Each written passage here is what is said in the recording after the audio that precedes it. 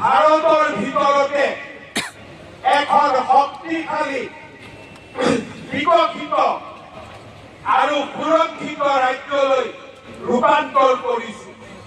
মোৰ মনৰ আশা অসম কেনেকৈ আগবাঢ়িছে, আৰু কেনেকৈ আগবাঢ়িব লাগিব, তাতকৈ বেছি আগবাঢ়িব লাগিব। আৰু সেইবাবে বিটিআৰৰ বিকাশ, বিটিআৰৰ সুৰক্ষা আৰু বিটিআৰৰ ৰাইজৰ অধিকাৰৰ বাবে আমি আজি বিটিআৰত নিৰ্বাচনত যোগদান কৰিম, নিৰ্বাচনত আমি প্ৰতিদ্বন্দ্বিতা কৰিম। আমাৰ উদ্দেশ্য ক্ষমতা নহয়, আমাৰ উদ্দেশ্য হল বিটিআৰৰ নিবনুৱা ডেকা লৰাইও চৰকাৰী চাকৰি পাব লাগে, কৰ্ম সংস্থাপনৰ সুবিধা পাব লাগে।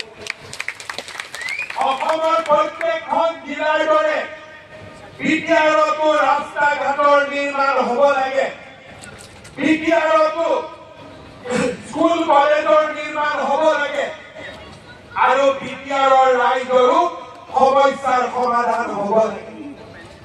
আজি ৰাতিপুৱা দিলীপ শইকীয়া আৰু মই ওদালগুৰিলৈ আহিছিলো।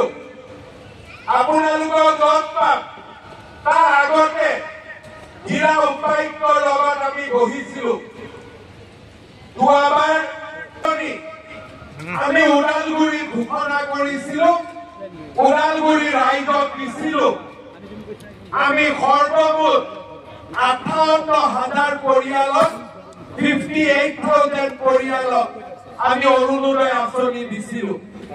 আজি আমি ৰাতিপুৱা সিদ্ধান্ত লৈছো যে আগষ্ট মাহৰ ভিতৰত আমি ওদালগুৰি জিলাত 58,000 নহয় 1,20,000 লোকক আমি অৰুণোদয় আঁচনি